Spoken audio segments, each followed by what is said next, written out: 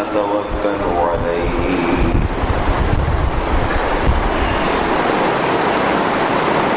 ونعوذ بالله من شرور أنفسنا ومن سيئات أعمالنا من يهد الله فلا مضل له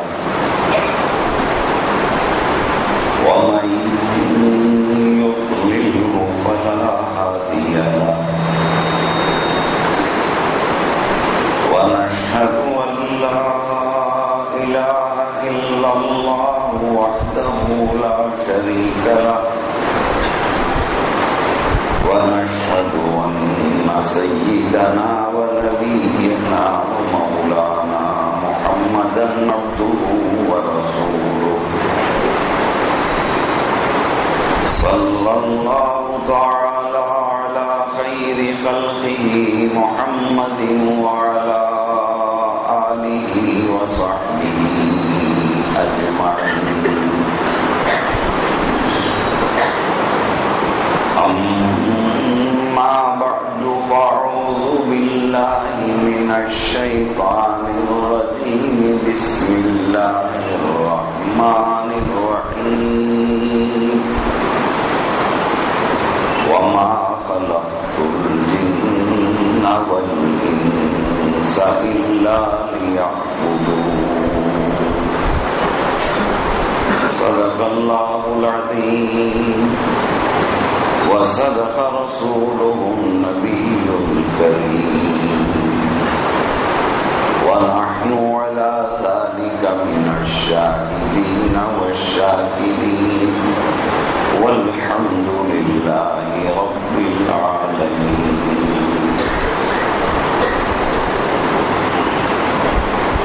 ہر قسم کی حمد و ستائش تمام قسم کے تعریفوں کے لائق وہی ایک اللہ پاک کی ذات ہے جو ہم سب کا پیدا کرنے والا اور پالنے والا ہے. وہی ساری کائنات کا خالق اور ہر ذرے کا مالک و مختار ہے. جو چاہتا ہے وہ کرتا ہے. اس کے کرنے کرانے میں قوت و طاقت میں شان و شوکت میں رعب اور دبدبے میں ارادے اور فیصلے میں کوئی اس کا شریک ساجی ہمسر نہیں. وہ تنہا ہے، ایک ہے، یکتا ہے، ہمیشہ سے ہے اور ہمیشہ رہے گا. وہ پاک پروردگار عالم اتنی بڑی قوتوں کا مالک ہے. اگر کسی کے لیے عزت اور اقتدار، ترقی اور سربلندی، سرخروئی اور کامیابی، نیکی اور ہدایت کا فیصلہ فرما دے، قسم خدا کی دنیا کی ساری طاقتیں مل کر اللہ کے طرف سے عطا کردہ ان نعمتوں کو بندوں سے چھین نہیں سکتے. ہاں، اگر اللہ پاک کسی کی بدعمالیوں سے یا غیر ذمہ دارانہ زندگی سے ناراض ہو کر ذلت کا، بربادی کا، آفت کا، آزمائش کا فیصلہ فرما دے، قسم خدا کی دنیا کی ساری طاقتیں مل کر اللہ کے طرف سے مبتلا کردہ مصیبتوں سے نجات نہیں دلا سکتے. وہ پاک پروردگار اپنی داد و دہش، نوازش اور عطا، کرم اور مہربانی میں بڑا بے مثال ہے. اللہ کی نوازشوں میں سب سے بڑی نوازش وجہ تخلیق کائنات، محسن انسانیت، تاجدار حرم رسول اکرم محمد مصطفیٰ احمد مصطفیٰ صلی اللہ علیہ وسلم کو آخری نبی اور عالمی نبی بنا کر کے بھیجنا اور ہم کو ان کی امت میں پیدا کرنا، یہ اللہ کا بہت بڑا احسان ہے. اللہ کے اس عظیم احسان کا، اس بڑی نعمت کا ہمیں قدر دانی کے ذریعے وہ پیارے نبی صلی اللہ علیہ وسلم کی لائی ہوئی شریعت اور آپ کی سنتوں پر عمل کے ذریعے شکرانہ ادا کرتے ہوئے اس نبی پاک صلی اللہ علیہ وسلم کے قلب مبارک کو راحت پہنچانے کی اللہ تعالیٰ ہم سب کو توفیق عطا فرمائے۔ اللہ کی رحمتیں آپ پر، آپ کے اصحاب پر، آپ کی ازواج پر، آپ کے آل پر، ماننے والوں پر، متبعین پر۔ بزرگان محترم، برادران عزیز، ملت اسلامیہ کا عظیم سرمایہ نوجوانان قوم،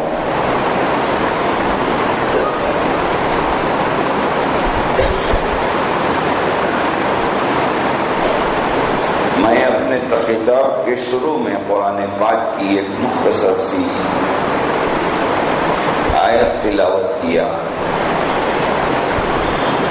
جس کے اندر حق تعالی شانہ انسان اور جنات کی پیدائش، ان کے مقصد حیات، ان کی زندگی کا مقصد کیا ہے، ان کو وجود عطا کرنے، ان کے ٹہرنے کے لیے زمین، ان کی روشنی کے لیے سورج، ان کو ٹھنڈک کے لیے چاند، اور ہزارہ لاکھوں نعمتوں کو اس زمین میں بنا کر، اور اس میں جو میں انسان کو اور جنات کو بھیجا، ان کا مقصد حیات کیا ہے، ان کی زندگی کا مقصد کیا ہے، ان کو ہم نے بنایا کیوں اور کس لیے، اور کس مقصد کے تحت ہم ان کو دنیا کے اندر بھیجے ہیں، پیدا کیے ہیں، اور ان کی سہولت اور آرام کے لیے ہر قسم کے آسائش اور آرام کے اسباب، اناج، پھل، پودے، درخت، جتنی ہی نعمتوں سے انسان فائدہ اٹھاتا ہے، کہاں گن سکے ہم؟ خود اللہ تعالیٰ فرماتے ہیں جو نعمتیں ہم تم کو دیے ہیں، اگر تم گننا چاہو تو گن نہ سکو گے، تم گنتی میں تھک جاؤ گے، تمہاری گنتی ختم ہو جائے گی، ہماری نعمتیں ختم نہیں ہوں گی۔ یہ حقیقت ہے، دن رات اللہ کی نعمتیں ہم لوگوں پر اس قدر ہیں اور ہم اس سے برابر فائدہ اٹھا رہے ہیں۔ اتنا سب کچھ میں دینے کے بعد تمہارے حیات کا مقصد کیا ہے، تمہاری زندگی کا مقصد کیا ہے، یہ دنیا کی جو زندگی ہم نے دیا اس کا مقصد کیا ہے؟ کھلے لفظوں میں اللہ نے کیوں ارشاد فرما دیا کہ الا لیعبدون، میری عبادت کے لیے تم ہو، ساری کائنات تمہارے لیے، تم ہمارے لیے۔ مختصر اگر ہم کہیں، سب کچھ ہم نے یہاں جو بنایا ہے وہ تمہارے لیے، بلکہ جنت جو بنائی ہے وہ تمہارے لیے، جنت کے 2 درجات بنائے وہ تمہارے لیے۔ اب تعالیٰ کو ٹہرنے کے لیے جنت کی ضرورت نہیں، اب تعالیٰ کو آرام کی ضرورت نہیں، اب تعالیٰ کو راحت کی ضرورت نہیں، یہ ساری چیزیں بندے سے متعلق ہیں۔ جو مجبور ہے، وہ محتاج ہے نیند کا، کھانے کا، پینے کا، چلنے کا، پھرنے کا، ان ساری چیزوں سے منزہ، پاک اور صاف اللہ کی ذات ہے۔ ساری کائنات اللہ کے کن سے بنی ہے، اور جب تک اسے رہنا ہے وہ رہے گی، جب اللہ کہے مٹو، ختم ہو جاؤ، وہ ختم ہو جائے گی۔ نہ اس کے باقی رہنے سے اللہ کے لیے کوئی فائدہ، نہ اس کے مٹ جانے سے اللہ کو کوئی نقصان۔ باقی ہے ہمارے لیے، باقی ہے ہمارے لیے فائدہ ہے، ہمارے لیے سہولت ہے، ہمارے لیے آرام ہے۔ جی، ہزارہ قسم کی نعمتیں زمین کے اندر، زمین کے اوپر اللہ نے عطا کی ہے۔ یہ سب عطا کرنے کے بعد کہا کہ میرے بندے یہ سب تیرے لیے ہے، تو میرے لیے ہے۔ جی، تیری عبادت، جیسا کہ میرے خلیل نے کہا، ان صلاتی و نسکی و محیای و مماتی للہ رب العالمین۔ جی، ان کا جینا، ان کی قربانی، ان کی نماز، ان کا جینا، ان کا مرنا، سب ہے اللہ تیرے لیے۔ جو کچھ بھی میں کر رہا ہوں وہ تیرے لیے، چونکہ میں تیری عبادت کے لیے بھیجا گیا ہوں۔ وفادار بندوں میں شامل ہوئے۔ خدا نے ان کو خلیل کہا، ان کا کلمہ بھی لا الہ الا اللہ، ابراہیم خلیل اللہ کہا کہ وہی اللہ کے دوست ہیں، یہ اللہ کے پیارے ہیں۔ کیوں؟ اس لیے کہ انہوں نے مقصد حیات کو سمجھا ہے، زندگی کے مقصد کو سمجھا ہے۔ جو زندگی کے مقصد کو سمجھ لے اور اس پر اس کی ساری زندگی کاربن ہو، وہ کامیاب ہے۔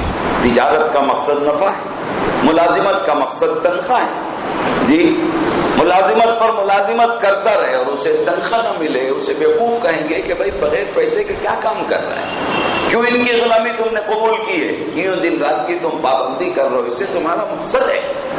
ملازمت کا مقصد جب وظیفہ ہے، تنخواہ ہے، تجارت کا مقصد نفع ہے، زراعت کا مقصد اناج کا نکالنا ہے، 1 سے 4 بار دانے اگر خراب ہو گئے ہماری زمین میں، قسمت سے ہم زمین کو ناقابل کہتے تھے، اسے بیچ دیتے ہیں، چونکہ ہمارا زراعت کا مقصد اناج ہے، ہماری تجارت کا مقصد نفع ہے، ہماری ملازمت کا مقصد تنخواہ ہے۔ کام ہم اس کا برابر کریں گے، ہم ان کو تنخواہ ملے گی۔ جب انسان جو اپنے طرف سے جو وسائل اور ذرائع اس نے طے کیے ہیں، مقرر کیے ہیں، اس کا مقصد بنا کر کے وہ کام کرتا ہے، تو اللہ اتنی بڑی کائنات بلا مقصد بنا دے، اللہ اتنی بڑے انسانوں کی جماعت بلا مقصد بنا دے۔ میں اور میرے گھر کے اندر 5 7 8 10 افراد اللہ تعالیٰ بلا مقصد بنا دے، صرف ہماری زندگی کا یہ مقصد ہو کہ بھائی ہم جوان ہوں گے، ہم شادی کریں گے، ہم بچے جنیں گے، ہم محنت کریں گے، ہم کھائیں گے، پیئیں گے، پہنیں گے، اوڑھیں گے، پھر موت آئی تو ہم مر جائیں گے، یہ مقصد ہے ہمارا۔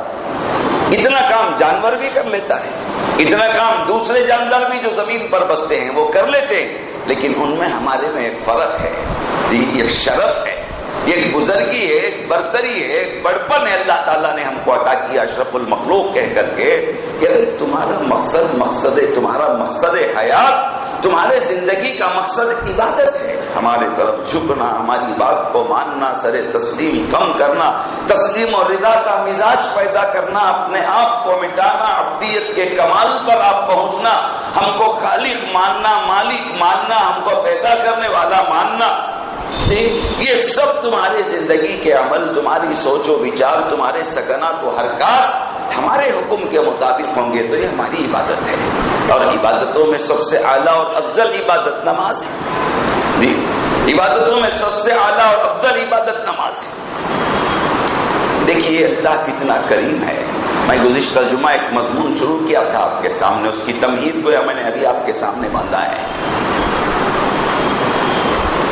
اللہ تبارک و تعالی کائنات کو پیدا کرنے کے بعد میں نے کہا اس میں 3 چیزوں سے بڑی برکتوں کو وابستہ رکھا ہے جی۔ اللہ کی تخلیق میں زمانہ ہے، زمان بھی اللہ کی تخلیق ہے، مکان بھی اللہ کی تخلیق ہے، انسان بھی اللہ کی تخلیق ہے، سمجھے؟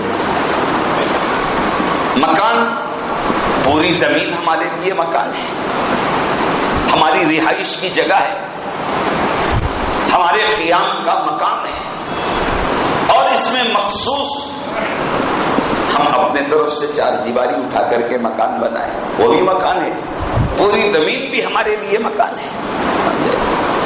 زمان میں چونکہ مقصد حیات، ہماری زندگی کا مقصد، ہماری زندگی کا عین مقصد اللہ نے جب عبادت کہا، یہ عبادت اللہ فرما دینے کے بعد واضح طور پر قرآن میں پھر زمانوں میں کچھ تخصص عطا کیا، زمانوں میں کچھ اسپیشلٹی عطا کیا، چونکہ بندو تمہارا مقصد حیات میں نے عبادت بنایا ہے، اگر تمہارے اس مقصد حیات کو میں عبادت بنا کر تم کو زندگی ہمارے نبی کے قول کے مطابق حدیث میں 60-70 سال کے درمیان کی ہماری زندگی ہے، چلو 70 سال کی زندگی، یہ 70 میں بھی معصومیت کے، بچپنے کے، جس زندگی کے متعلق حساب نہیں، کتاب نہیں، سوال نہیں، وہ سال ہیں ہمارے بچپنے کے 14-15 سال جی۔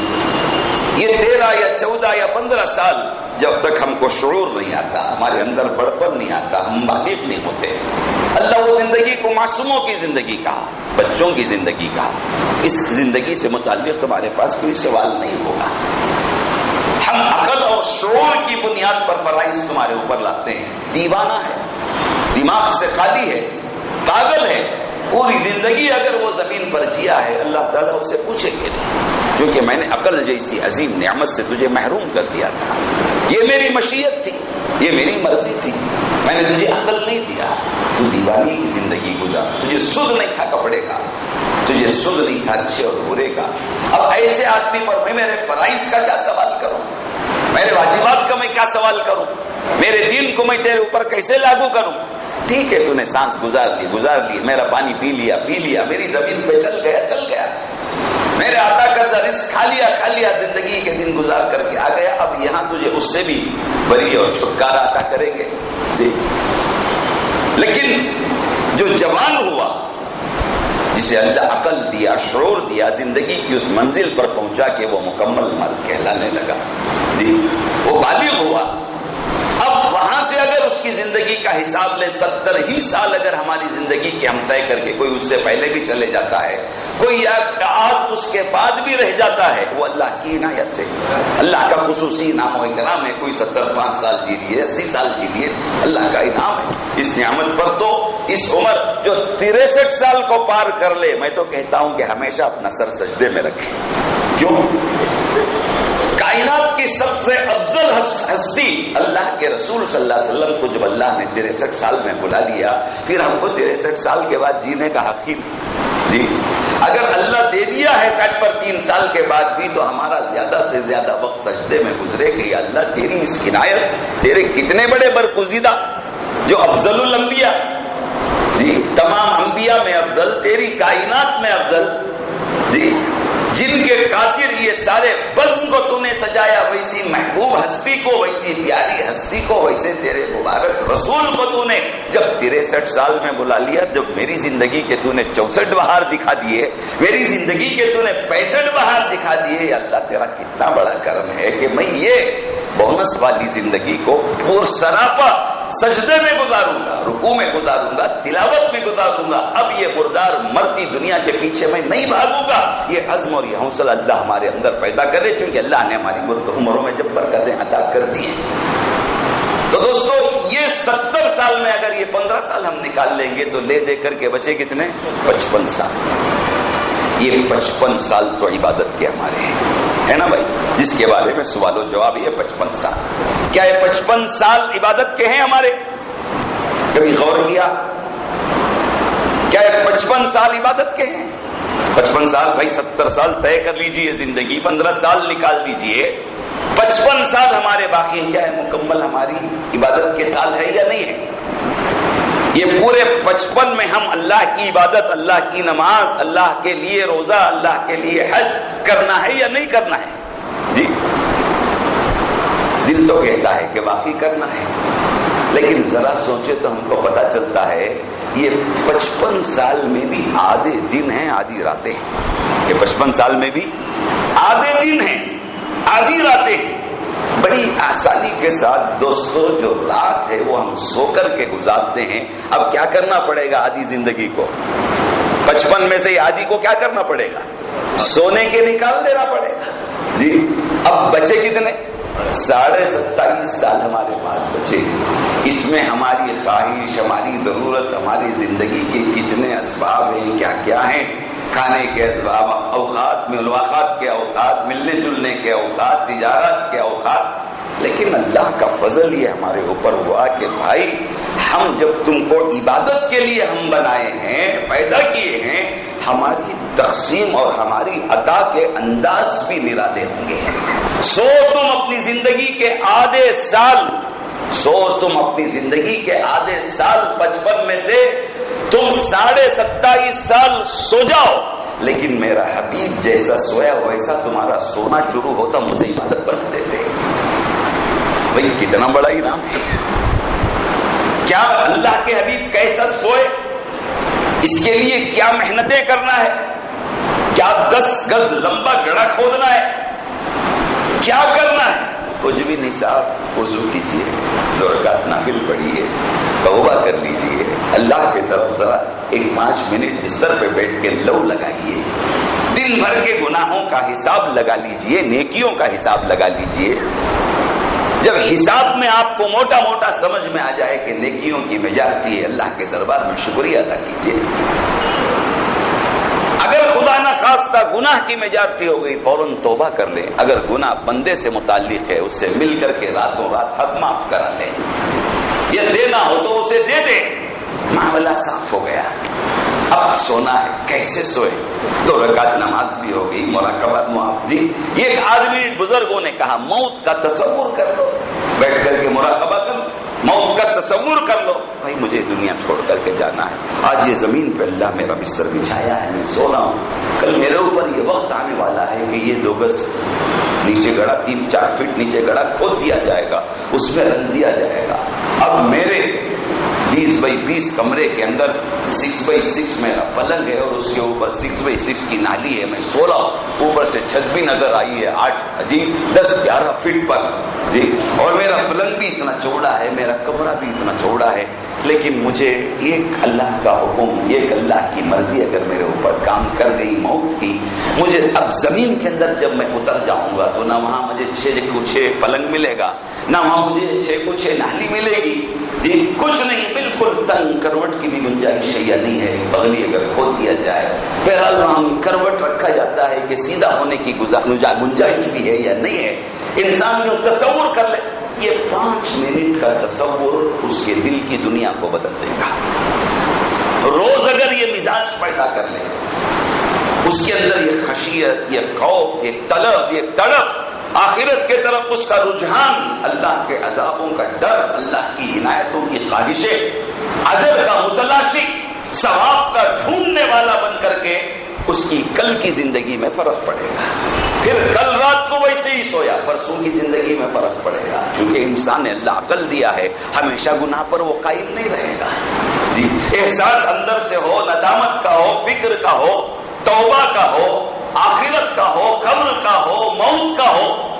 اس کے گناہوں میں روز بروز اضافہ نہیں ہوگا، بلکہ اس کے اندر کمی ہوتی ہوئی چلے جائے گی. اللہ چاہتے وہی ہے کہ میرا بندہ روز بروز میرے قریب آئے، روز بروز. تو یہ اللہ کی عنایت ہے کہ میرے حبیب جیسے سوئے تم ویسے سو جاؤ، اپنا سیدھا ہاتھ سیدھے گلے کے اندر لے کر کے تم کروٹ سو، اور سوتے وقت پر 2-4 قرآن کی آیتیں بھی پڑھ لو، 1 سورہ فاتحہ بھی پڑھ لو، 2 اخلاص بھی پڑھ لو جی. اگر آپ کو فرصت مل گئی تبارک الذی سورہ ملک کی 30 پر 3 آیتیں بھی پڑھ لو، اس کا اجر ہم بہت کچھ عطا کریں گے. ہو سکتا ہے تو یہ سب کر لو، اور اس کے بعد تم اپنا سیدھا ہاتھ گردے کے نیچے لے کر اللہم بسمک اموت واحیا کہہ کر کے سو جاؤ. نیند کے بعد تم کدھر کی بھی کروٹ پلٹ گئے، چتے ہو گئے، تم ہوندے ہو گئے، نیند کی حالت میں تم کو پتہ نہیں چلا، ہم کو پتہ نہیں چلا اس کے بارے میں. صبح نے ہم نے سونا شروع کیا ہے، اللہ تو نے ہی تو کہا، تیرے حبیب ہی نے تو کہا نیند موت کا بھائی ہے جی. نیند موت کا بھائی ہے. نیند لگ جانے کے بعد جدھر بھی ہم پلٹ جائیں، کچھ بھی ہو جائے، اس کے بارے میں سوال نہیں. اب جب اٹھ رہے ہیں، جب ہم اٹھ رہے ہیں، اٹھتے وقت پر اٹھ گئے، آنکھ کھل گئی، 1 منٹ کے لیے لیٹے لیٹے ذرا اسٹڈی ہو جائے جی، اور فوراً دعا پڑھے الحمدللہ الذی احیانا بعدما اماتنا والیہ النشور. اللہ کا شکر ادا کر رہی ہے، اللہ تو نے نیند کو موت کا بھائی حبیب پاک صلی اللہ علیہ وسلم نے فرمایا، اور وہ موت کا بھائی ہم لوگوں پر آئی، اور اب تو نے دوبارہ ہم کو جگا دیا. یہ حیاتی تیری روزانہ کی بھیک ہے. کتنے لوگ سوتے سوتے سو گئے، کتنے اخبار سنتے ہیں، کتنوں کے جنازوں ہم شریک ہوتے ہیں. کیا وہ قصہ؟ بھائی سوئے تھے، فجر پڑھ کر کے پھر اٹھے نے، ناشتے کو اٹھایا تو لگڑا ہے جی. تو اللہ اسے دوبارہ ہم کو جگا دیا. خدا کا شکر اللہ کے نبی صلی اللہ علیہ وسلم نے ادا کیا کہ اللہ تیری تعریف ہے، الحمدللہ الذی احیانا بعدما اماتنا. اللہ تو نے موت کے بعد ہم کو زندگی عطا کی، تو نے نیند کے بعد پھر دوبارہ ہم کو زندگی عطا کیا. شکرانے کے کلمات ہیں. ویسے ہی کھانا ہے اور تجارت ہے، دن بھر بازار کی زندگی ہے، امانت ہے، دیانت ہے، وعدہ خلافی نہیں ہے، وعدے کی وفائی ہے، اچھے کو اچھا کہہ کر کے بیچ رہا ہے، برے کو برا کہہ کر کے بیچ رہا ہے جی، اور مناسب نفع کماتا ہے، موقع ہے، سیزن ہے، ایک کا دگنا نہیں کر لیتا، دگنے کا تگنا نہیں کر لیتا. مال کو ذخیرہ اندوزی کر کے، مارکیٹ پہ ٹائٹ کر کے، چھپا کر رکھ کر کے، قیمتیں بڑھنے کے بعد اسے باہر لا کر کے لوٹ کھسوٹ کا اس کا مزاج نہیں ہے، بلکہ تجارت ایک نارمل فائدے کے لیے کرتا ہے، جائز فائدے کے لیے کرتا ہے. اللہ تو مجھے مناسب میری محنت عطا کر دے، تو چاہا تو اس کے اندر برکت عطا کر دے. اللہ ذرے کو بڑا بنا دینا، بڑے کو ذرہ بنا دینا، یہ سب کچھ تیرے قبضے قدرت کے اندر ہے. تو نے خود اس کی شان اللہ تعالیٰ اپنے پاک کلام مجید میں فرمایا، قل اللہم مالک الملک تؤتی الملک من تشاء وتنزع الملک ممن تشاء وتعز من تشاء وتذل من تشاء بیدک الخیر انک علی کل شیء قدیر. اللہ تیری یہ شان ہے، تو بڑا کر دے، تو برکت دے دے، تو ترقیاں عطا کر دے. یا اللہ ہم خوشی سے تسلیم کرتے ہیں، پھر بھی تیرے سے دعا مانگتے ہیں ہماری ترقیاں تجھے بھولنے کا سبب نہ بنے، ہماری ترقیاں تجھے تیری یاد میں غفلت کا سبب نہ بنے. یہ بھی فکر رہے. اللہ جیسی جیسی نعمتیں بڑھاتا چلے، درختوں میں پھل زیادہ ہو گئے، درخت جو ہے پھلوں کی زیادتی کی وجہ سے ایک دم جھکنا شروع ہو جاتے ہیں، گواہو آ جاتی ہے، بڑے بڑے ڈالے جھک کر کے زمین پر آ جاتے ہیں. اللہ ویسی ہم کو علم کی نعمت دے دے، دنیا کی نعمت دے دے، سائنس کی نعمت دے دے، ہنر کی نعمت دے دے، دولت کی نعمت دے دے، مکانوں کی نعمت دے دے، مال پر مال کی نعمت دے دے. یہ درخت نعمتیں زیادہ ہونے پر جب جھک جاتا ہے، انسان اس سے اشرف ہے، انسان اس سے افضل ہے، اس کے اندر اور صلاحیتیں بڑھے، اس کے اندر اور تواضع آئے اور عاجزی آئے. یہ ساری چیزیں کیا کروں میں؟ اللہ کہتے ہیں عبادت. تیرے 55 سال کا جو کوٹا ہے عبادت کا، ہم اسے پورے کو عبادت میں داخل. پھر بھی میرے بندے تو میرا بندہ ہے، میری ذات پر تو ایمان لایا ہے، میری صفات پر تو ایمان لایا ہے، میری ذات کو دیکھا نہیں، میری جنت کو دیکھا نہیں، جنت کا شوق ہے. میری ذات کو دیکھا نہیں، میری ذات کی دیدار کا شوق ہے. میرے دوزخ کو دیکھا نہیں مگر میرے دوزخ کا خوف ہے. یہ سب کیسے؟ صرف میرے حبیب کے کہنے پر، میرے رسول کے کہنے پر. جو کلام الہی میں نے ان کے اوپر نازل کیا، میں نے اس کے اندر کہہ دیا اور اسے میرے نبی نے اٹھا کر کے تیرے سامنے بتا دیا. تو کل پورا ایمان تیرا غیب پر ہے، مجھے دیکھے بغیر، میری جنت کو دیکھے بغیر، میرے دوزخ کو دیکھے بغیر، آسمانی کیفیتوں کو دیکھے بغیر، جنت کے منازل و مدارج کو دیکھے بغیر. اے میرے بندے جب تو مجھے چاہتا ہے، اے مجھے آتا ہے، یہ تیری 55 سالہ میرے پاس جو حساب و کتاب کی زندگی ہے، یہ زندگی میں ممکن ہے کہ تو انسان ہونے کی وجہ بحیثیت انسان کمی بیشی کجی کچھ نہ کچھ کہیں نہ کہیں ٹیڑھا پر کمی جانتے ہیں آپ. یہ ممکن ہے میرا بندہ ہے. زر پتوں کو دیکھ کر کے اچھل گیا، پھسل گیا، کچھ ہوا تیرا. دیکھ ہم تیرے لیے کچھ زمانے پیدا کرتے ہیں، اس کے اندر ایسی خصوصیات رکھتے ہیں، تو یہ زمانوں کی قدر کر لے. جیسا کہ میں نے گزشتہ جمعہ آپ کے سامنے پیش کیا زمانے، جی، رمضان کا زمانہ، شعبان کا زمانہ، رجب کا زمانہ، ذی الحج کا زمانہ، لیال عشر کا زمانہ، لیلۃ القدر کا زمانہ، لیلۃ البرات کا زمانہ، لیلۃ الجائزہ کا زمانہ. میں نے تفصیل گزشتہ جمعہ آپ کے سامنے زمان کے برکت کی، زمان کے آفر کی، زمان کے انعام کی آپ کے سامنے میں پیش کیا. اللہ تعالیٰ دیکھے آخر میرے بندے ہیں، میں ان سے 70 ماہ سے زیادہ محبت رکھتا ہوں، بہت مہینے تو ان کو پیدا کیا ہے. آنکھ کے اندر دیدہ، دیدے کے اندر پتلی، وہ پتلی کے اندر روشنی. آنکھ کے کسی ڈاکٹر سے ملاقات کریں تو پوچھیں آپ، یا کسی کی وہ آنکھ جب ٹیسٹ کرتے ہیں آپ بھی ذرا ادھر جا کر کے دیکھیں آنکھ کی دنیا کیسی ہے، آنکھ کے خزانے کیسے ہیں. جی پھر اتنی سی جس سے ہم ساری دنیا کو اپنے نگاہوں سے دیکھتے، پورے علاقے کے علاقے کو ہم اپنے احاطے کے اندر لے آتے ہیں. ذرا یوں کرے تو ادھر کا پورا دکھ جائے، ذرا یوں کرے تو ادھر کا پورا دکھ جائے.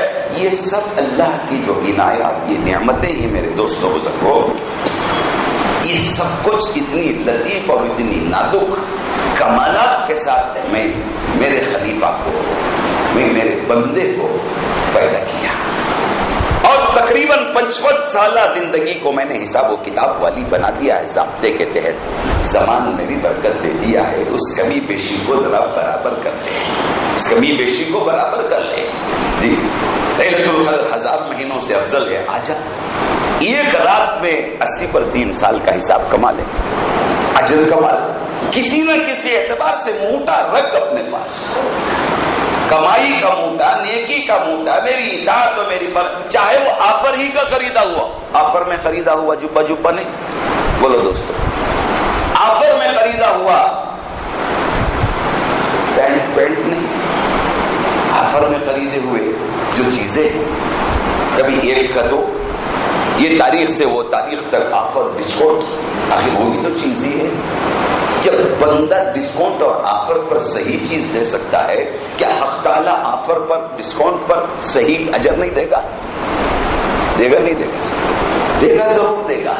خالی اللہ کی ان عنایتوں کو انسان تھوڑی دیر بیٹھ کر کے سوچنے والا بنے، تھوڑی دیر سوچ کر کے کیا سے کیا بنا دیا، سائیکل بنا دیا، سائیکل موٹر بنا دیا، پتہ نہیں جی کار بنا دیا، اور پھر وہ لوہے کو آسمان جی فضاؤں میں اڑانے والا بنا دیا۔ اللہ کی یہ جو عنایتیں ہماری ذات پر کار فرما ہے، اسے سوچنے پر اگر وہ آمادہ نہیں ہے تو پھر اسے خدا کی قدرت، اس کے عنایات، اس کی کرشمہ تازیہ، اس کی نوازش کیسے سمجھ میں آئے گی؟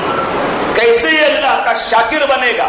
کیسا ہے اللہ تبارک و تعالیٰ کا اس کی معرفت، اللہ والوں کو جو اس کی معرفت نصیب ہوئی اسی غور و فکر کی وجہ سے، تو اللہ نے زمانوں میں کچھ برکتیں رکھے، کچھ آفت۔ پھر اللہ تعالیٰ نے یہ اللہ کے نبی صلی اللہ علیہ وسلم نے ارشاد فرمایا کہ صرف زمان میں برکت رکھ دے، مکان میں کچھ نہ رکھے۔ جی ایسا بھی نہیں ہونا چاہیے۔ بندے کو جہاں جہاں دل لگتا ہے، جن جن منزلوں سے میرا بندہ گزرتا ہے، ہر جگہ پر ہمارے رحمت کے پوائنٹ رکھو، ہمارے رحمت کے پوائنٹ رکھو۔ زمانے میں ہم نے رحمتوں کے پوائنٹ رکھ دی جی، اور اس کی نشاندہی ہم نے کرا دیا، قرآن میں بھی، حدیث میں بھی، واقعات کے ذریعے بھی ہم نے اس کی نشاندہی، دیکھو یہ جگہ، یہ پوائنٹ ہے، یہ پوائنٹ ہے، یہ پوائنٹ ہے۔ اب اسی طرح مکان میں، مکان کی برکتیں کیا ہے؟ نماز ہے جی، نماز ہے، 4 رکعت نماز ظہر کی جی، چاہے مغرب کی 3 رکعت یا فجر کی 2 رکعت، یہ ایک نماز آپ اپنے گھر میں ادا کیے۔ کہاں؟ اپنے گھر میں ادا کیے ایک نماز، میں اور آپ، اس کا ثواب کیا ملے گا؟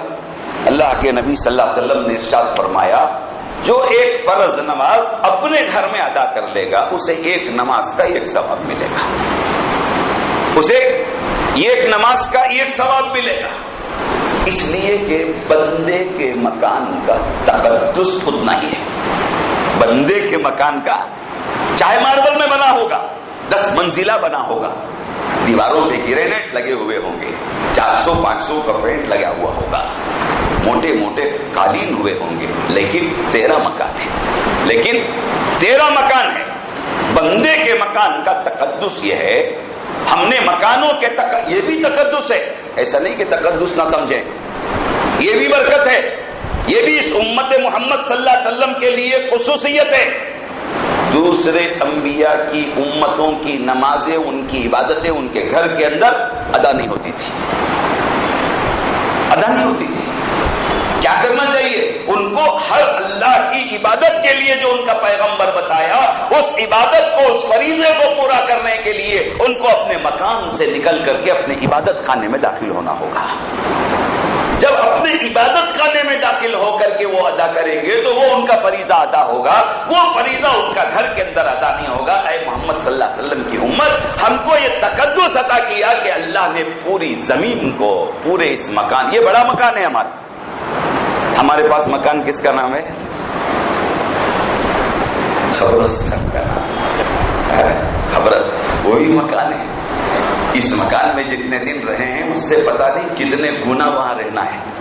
آج شاید کسی قبرستان ہی کے سلسلے میں اعلان آپ کے سامنے بھی آ رہا ہے، ان لوگوں کو اجازت ملی ہے، وہ لوگ پریشان ہیں، اس کے خرید کے لیے آپ دل کھول کر کے اس میں حصہ لیں جی۔ کسی مسلمانوں کے علاقے میں قبرستان مہیا کرا دینا، انسان کے اس عظمت والی لاش کو، اس کے تقدس کو برقرار رکھتے ہوئے اسے زمین کے اندر رکھ کر، اس کے اوپر پتے پالے یا لکڑیاں رکھ کر کے اس کی مٹی پر میت، اس کی میت پر مٹی نہ گرے جیسے احتیاط، یہ اکرام میت ہے۔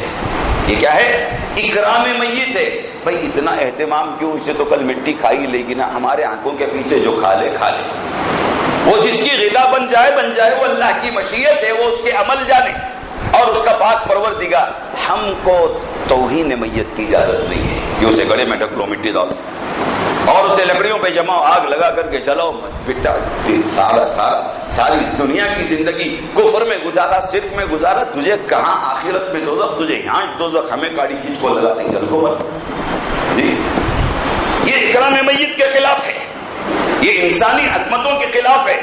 انسانی عظمت کا طریقہ بھی اللہ نے آدم علیہ السلام کی اولاد کو ایک کوے کے ذریعے تعلیم دیا۔ قرآن اس واقعے کو بیان کرتا ہے، تفصیل میں جانے کا وقت نہیں ہے میرے دوستو، کہ ایک کوا، دونوں کوے آپس میں لڑ کر کے ایک مر گیا تو اسے کیسے دفنایا جائے۔ جب اس کا ایک بھائی مر گیا، اسے دفنانے کی وہ فکر میں تھا، تو کوا اپنے منہ سے گڑھا کھود کر کے جی اس میں اسے کوے کی لاش کو ڈال کر اس کے اوپر کاڑیاں جما کر پتے ڈال کر کے اس نے مٹی ڈھکیلا، تو سمجھ گئے آدم کی اولاد اچھا انسانی عظمت یہ ہے تدفین کی، انسانی عظمت یہ ہے ادب کی، اور انسانی ادب یہ ہے یہ احترام ہے۔ تو اس طریقے سے اسے زمین میں بہرحال رکھا جاتا ہے۔ تو خیر میں عرض یہ کر رہا تھا کہ اللہ رب العزت پوری زمین کو ہمارے لیے سجدگاہ بنایا، پوری زمین کو ہمارے لیے سجدگاہ بنایا اور پاکی کا سبب بنایا، تقدس مکان کا، تقدس زمین کی واضح کرایا کہ بھئی دوسری امتوں کے لیے نہانا ہے تو نہانا ہی ہے،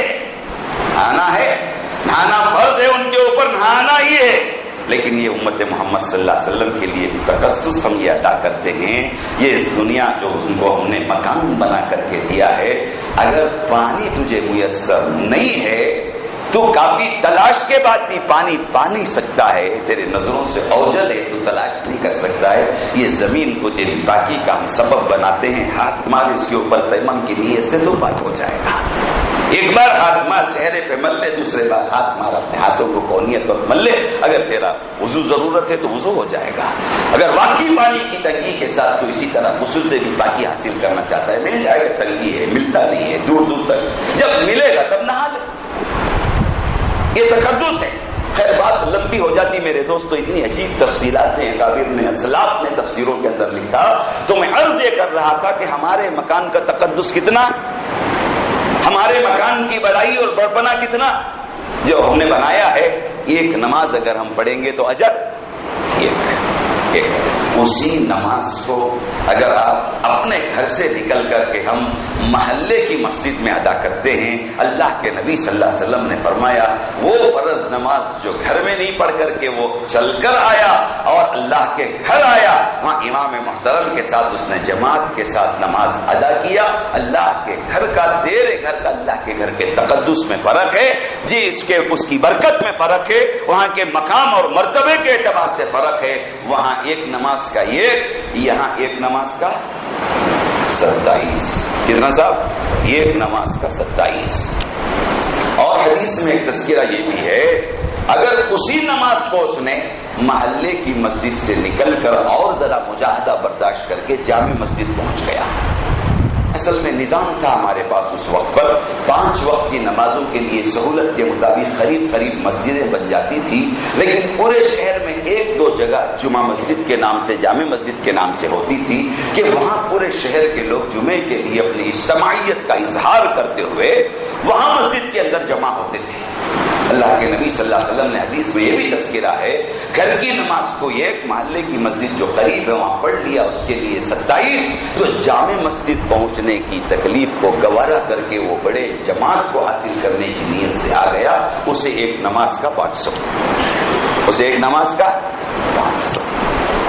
اب ایسی ضرورتیں بڑی یا حالات ایسے ہوئے، اب بھی اگر ان سنتوں پر عمل کرنا ہے تو گنجائش ہے، لیکن پھر بھی ہوا ایسا کہ ہر مسجد جامع مسجد بن گئی جی، ہر مسجد جامع مسجد بن گئی، لیکن مکان کا تقدس دیکھیے، یہاں 1، یہاں 27 یا 500۔ پھر اللہ تبارک و تعالیٰ کا ایک انعام ہے، ہمت کیا اللہ کسی کو اتنی وسعت اور وسائل زندگی کے اندر عطا کر دیا کہ وہ نکلا ہے اور نکل کر کے بیت المقدس کو پہنچ گیا نماز ادا کرنے کے لیے۔ بیت المقدس میں اگر وہی نماز 4 رکعت جو گھر والی 4 رکعت تھی، وہی جو مسجد والی 4 رکعت تھی، وہی جو جمعے والی 4 رکعت، جامع مسجد والی 4 رکعت تھی، وہی نماز اگر اس نے 4 رکعت والی ہو یا 3 رکعت والی ہو یا 2 رکعت والی ہو، اگر اس نے بیت المقدس میں گھس کر کے وہ نماز اس نے ادا کیا، آج قسمتی سے ہماری بدعمالیاں، ہماری غفلت، ہمارے عزائم کمزور، ہمارے حوصلے بلند نہ ہونے کے نتیجے میں آج یہود بہبود کے ہاتھ میں وہ مسجد ہے. میرے دوستو، ہمارا قبلہ اول ہے. انبیاء کرام علیہ بے شمار انبیاء کا مسکن ہے. وہ مسجد، وہ مکان کا ایک تقدس ہے اللہ کے پاس. ہم نے یہاں بے شمار پیغمبروں کو بھیجا، اجی بے شمار نہیں، تمام پیغمبروں کو ہم نے مسجد اقصی کے اندر بھیجا، اور ہمارے امام، ان کے امام ہمارے نبی محمد رسول اللہ کو ہم نے امام بنا کر کے امام الانبیاء کا خطاب اللہ کے نبی صلی اللہ علیہ وسلم کو وہاں ملا کہ معراج کی رات میں اللہ کے نبی پاک صلی اللہ علیہ وسلم وہاں تمام انبیاء کے امام بن کر کے آپ نے نماز ادا کیا. وہ مسجد کا ایک تقدس ہے، وہ مقام کی ایک برکت ہے. ہم نے برکتیں ہم نے زمانے میں بھی رکھے ہیں، ہم برکتیں مکانوں میں بھی رکھے ہیں. بیت المقدس کا یہ مرتبہ ہے، بیت المقدس کی یہ حیثیت ہے. بیت المقدس وہ بہت سے انبیاء اکرام علیہ السلام کا مسکن ہے. ہمارے حبیب محمد رسول اللہ صلی اللہ علیہ وسلم کو تمام انبیاء کا امام بنایا گیا، اور آسمانی سفر کے لیے جو پورٹ ہم نے منتخب کیا ہمارے نبی کے لیے وہ بیت المقدس ہے. وہاں سے ان کا سفر عروج سماوات کا. اور بیت المقدس کی برکتوں کو کھلے لفظوں میں اللہ تعالیٰ نے مسجد اقصی کی برکتوں کو قرآن کریم میں ارشاد فرمایا، سبحان الذی اسری بعبدہ لیلا من المسجد الحرام الی المسجد الاقصی الذی بارکنا حولہ. کیا ہے یہ بارکنا حولہ؟ مسجد اقصی کے ذکر کے ساتھ اللہ کہتے الذی بارکنا حولہ، ہم نے اس کے ارد گرد بڑی برکتوں کو رکھا ہے. زمان میں برکتیں رکھے، مکان میں برکتیں رکھے. لِنُرِيَهُ مِنْ آيَاتِنَا إِنَّهُ هُوَ السَّمِيعُ الْبَصِيرُ. تو اگر آگے بڑھ کر کے وہ بیت المقدس پہنچ گیا، وہی ایک نماز ہے جی، وہ چاہے فجر کی ہو، ظہر کی ہو، عصر کی ہو، مغرب کی ہو، عشاء کی ہو، وہاں ایک نماز کا ثواب 25,000 کے برابر ملے گا. کتنے؟ 25,000 نمازوں کا ثواب. اور تھوڑی ہمت کرو، آگے بڑھو. اگر مسجد نبوی پہنچ گیا جہاں میرا حبیب آرام کر رہا ہے جی، 13 سالہ مجاہدے کی زندگی، فقر و فاقے کی زندگی، سوشل بائیکاٹ کی زندگی، اہل وطن میں اجنبی کی زندگی، اقارب میں غیر کے جیسی زندگی. اقارب مخالف، رشتہ دار مخالف، کزن مخالف، چچیرے مخالف، خاندان مخالف، پڑوس مخالف، اپنے بستی میں بے بسی، اپنے علاقے کے اندر اجنبی کی زندگی، اپنے شہر کے اندر سوشل بائیکاٹ کی زندگی اللہ کے نبی علیہ الصلوۃ والسلام نے گزارا. مکہ مکرمہ کے اندر 13 سال کی صعوبتوں کو برداشت کرنے کے بعد ہم نے کہا نبی نکلیے یہاں سے، آپ کو ہم امن کی جگہ عطا کریں، راحت کی جگہ عطا کریں. ان لوگوں کو تمہاری نعمت، قدر نعمت بعد زوال، کہ تم نکل جانے کے بعد ان کو تمہاری نعمت کیا چیز ہے پتا چلے گا. اے نبی، ہم تم کو یہاں سے نکالنا بھی جانتے ہیں، پھر عزت کے ساتھ فاتح مکہ بنا کر داخل کرانا بھی ہم جانتے ہیں، ان کو کیفر کردار تک پہنچانا بھی ہم جانتے ہیں. اے نبی آپ نکلیے یہاں سے. اللہ کے نبی صلی اللہ علیہ وسلم نکلے، مدینہ منورہ پہنچے. پہلے وہاں مسجد نبوی کی آپ نے تعمیر فرمایا میرے دوستو، اور 10 سال بڑے ترقی کے، اسلام کی ترقی کے، ایمان کے پھیلاؤ کے میرے نبی نے وہاں گزارا. پھر اسی مقام پر میرا نبی روضہ اطہر کے اندر آرام فرما رہا ہے. ہم اس مکان کا ایک تقدس، وہ مکان کی ایک بزرگی ہے، وہ مسجد نبوی ہے. تم وہاں ایک نماز پڑھو گے تو وہ کتنی؟ 50,000. اور آگے بڑھ کر کے آپ بیت اللہ پہنچ گئے، میرے گھر آ گئے. اللہ کے گھر اگر ہم پہنچ گئے جی، طواف کا ثواب الگ، سعی کا ثواب الگ، کعبے کو دیکھنے کا ثواب الگ، اسے گھورتے رہیں، اس کی عنایتیں الگ، اس کی نوازشیں الگ. لیکن تم نے وہاں ایک نماز ادا کر لیا، ہم ایک نماز کا بدلہ آپ کو عطا کریں گے 1 لاکھ کا. یہ وہ مکان کا تقدس ہے، یہ وہ مکان کی برکتیں.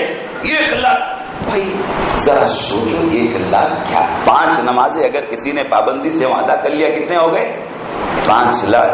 کتنی زندگی چاہیے 5 لاکھ نمازوں کے لیے؟ کیا حساب چلے گا؟